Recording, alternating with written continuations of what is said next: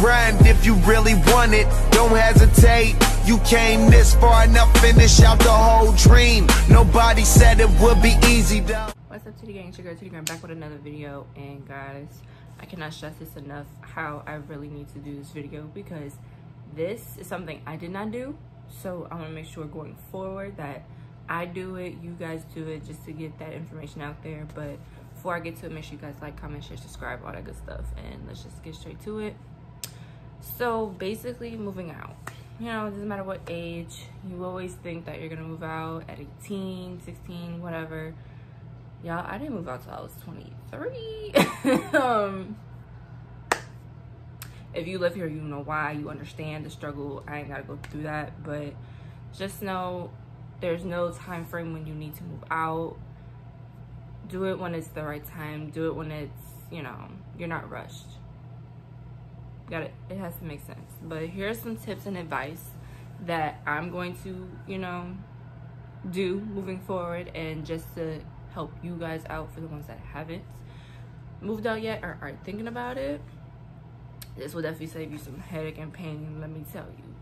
So first, go over your daily expenses to figure out if you can actually afford to move out, because it's all fine and dandy thinking like, oh yeah, get my own space, get my own, you know.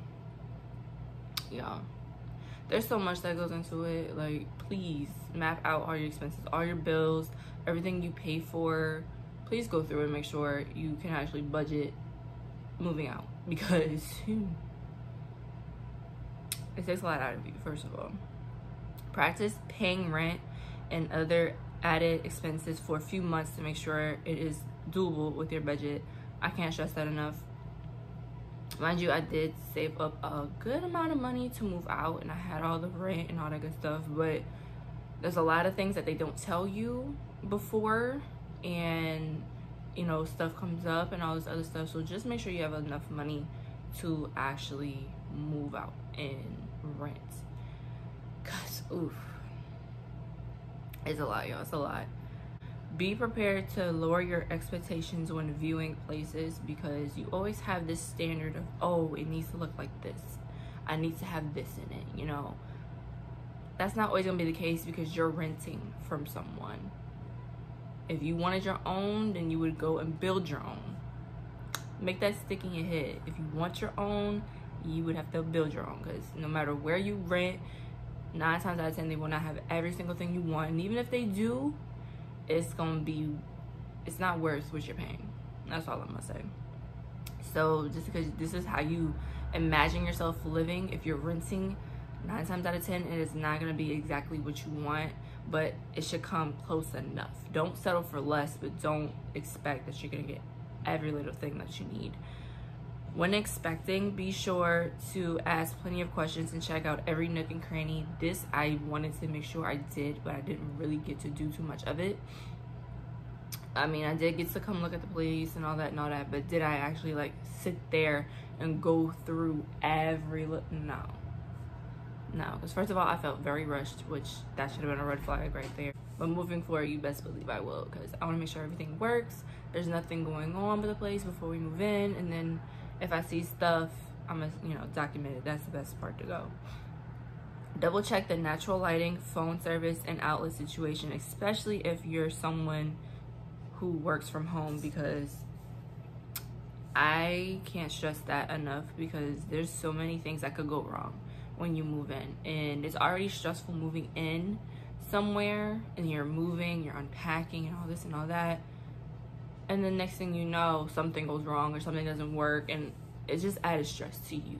So definitely make sure that all that works. Like, as soon as you get in, not even before you move into the place, but as soon as you get in there, make sure, you know, there's no holes anywhere, there's nothing missing, there's no things out of place, because they will be quick to try to, you know, clock that to you once you move out. They're gonna be like, oh yeah, this was messed up, this was broken. Like, cover yourself, save your ass.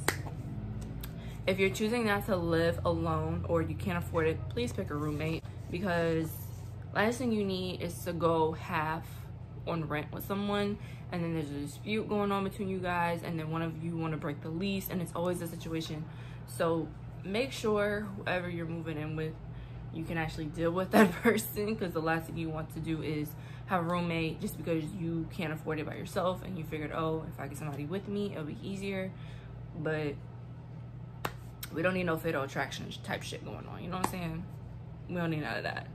Even if it's the most beautiful space you've ever seen, don't sign a lease on something you can't afford. I can't. Like, please don't do that. Like, there's plenty of apartments out here that are beautiful as fuck, but you are gonna pay an arm and a leg for it because it's a luxury apartment. Just like there's luxury hotels, luxury everything. Anything luxury, you're going to pay an arm and a leg for. So just because they got a pool, just because they got a gated community, just because they have, you know, a gym or whatever the case is, just because they have those things doesn't mean that that's where you need to stay. Like, yeah, it's cool for when, you know, you invite people over, they're like, oh my God, you live here, oh. But y'all, I promise you, half the time, if you cannot afford that rent, it's not worth it. You don't need to stress yourself out about making rent if it's overly expensive. Declutter all your belongings before you start to pack. Y'all, for real. I actually did this before I started packing, and best decision ever. Going through everything, seeing what you need, what you don't need, throw out some stuff, give away stuff. That's always the better option, because when it comes to unpacking all that shit and you realize like, oh my God, I don't need this, I don't have room for this, then you're sitting here like, oh my God, why didn't I do this beforehand? That could have saved me a headache. It does take a lot of time and energy to do that, but I promise you, if you do it before you pack and you move and then unpack, it definitely takes that headache off you. But don't feel like you have to buy everything you need before you move in, especially when it comes to furniture. Exactly. Good thing with my situation was he lived on his own before. He had his own apartment before, so he had a bunch of stuff. It was a couple things that we didn't need because it either got ruined or we just didn't have, or whatever the case was. But for the most part, we didn't have to spend too much money on stuff. Did we have to buy furniture? Not really. Like these couches and everything, he had that already in storage. Only thing we really had to buy furniture wise was maybe like some storage bins, because we didn't have dressers or anything, or like the bed or whatever the case is. But you don't always have to buy every single little thing before you move in. Like the curtains we bought after the fact. Like we didn't have a lot of stuff until after we moved in, so don't stress yourself out too much. Pack smart so you can unpack easily down the line. That is a fact. Make sure, just make it easy on yourself is the point I'm trying to make it easy, because if you make it hard, the stress is just going to tear you apart. You're not going to want to do anything. Like we already know, packing and unpacking for anything, not even just moving, but like even for like trips, that's already like, oh my God, you know, you don't want to do it. But having to pack and unpack a whole entire room or apartment or house, it's always a journey and a headache, and it's time consuming. So always make it smarter for you and not harder. Save time by packing hanging clothes directly into plastic bags or containers. See, I actually did not do that. My mom told me after the fact, like, oh, why didn't you do this? And I'm just like, see, you know what? Cause like I packed everything in boxes, so I didn't bring hangers. Well, I did, but I actually got everything in the boxes first and then packed everything else. But I'm pretty sure if I did that, it would save me a lot of time, because I had a lot of boxes to go through. And all the clothes boxes, I had to go through those and hang up all those clothes again. So I definitely would have did that different, and I definitely will do that different when I move out, for sure. Take whatever hand-me-downs are available to you. I know sometimes you want to start fresh, you want to start over, you don't want to technically need someone's help moving out because you want to do it yourself. But I promise you, if there is someone that has resources or anything that you could use, that is so much better. Like, I understand it's a pride thing, you don't want that, you'd rather just go get it yourself.